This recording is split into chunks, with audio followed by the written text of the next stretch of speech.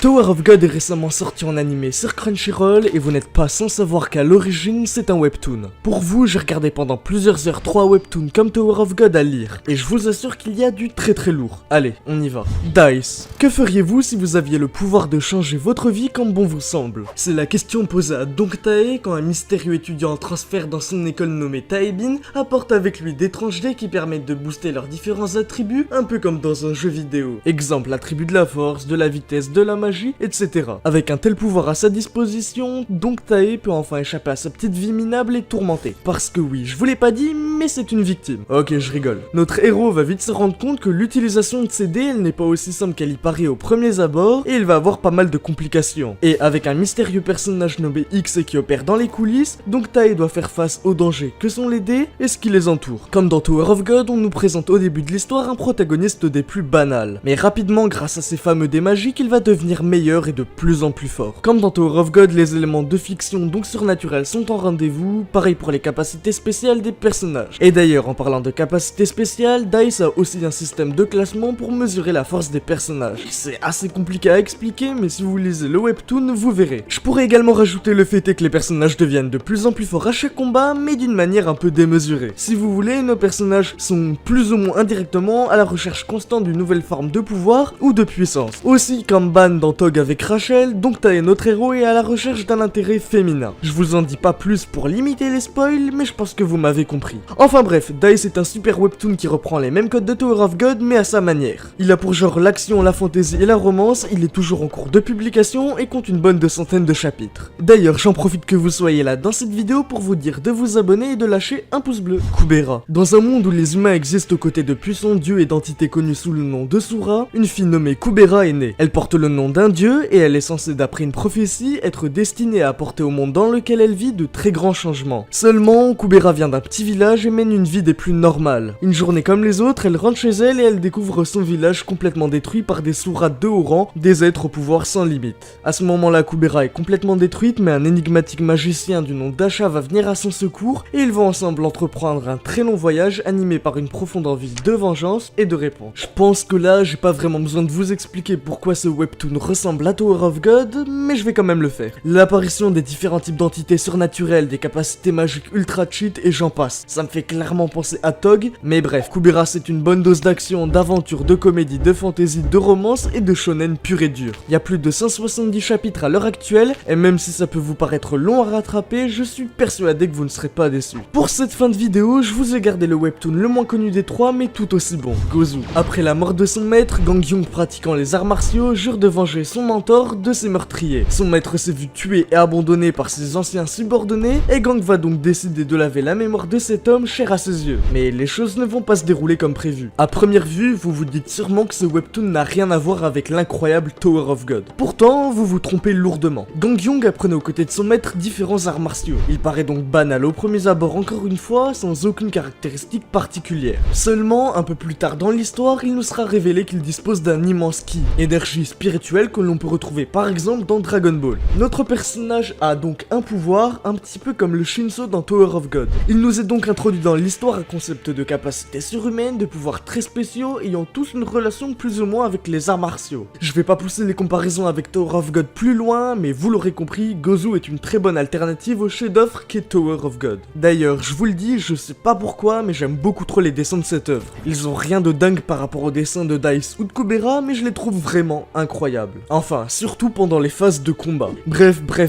Gozu a pour genre l'action, les arts martiaux, l'aventure, la comédie, l'histoire et compte une bonne centaine de chapitres. À lire sur l'application Webtoon. Voilà, la vidéo est désormais terminée. Je t'invite à mettre ton like, ton abonnement et ton partage pour faire découvrir ces webtoons à tes potes et la chaîne à ton entourage. On se retrouve bientôt pour une nouvelle vidéo. Ciao!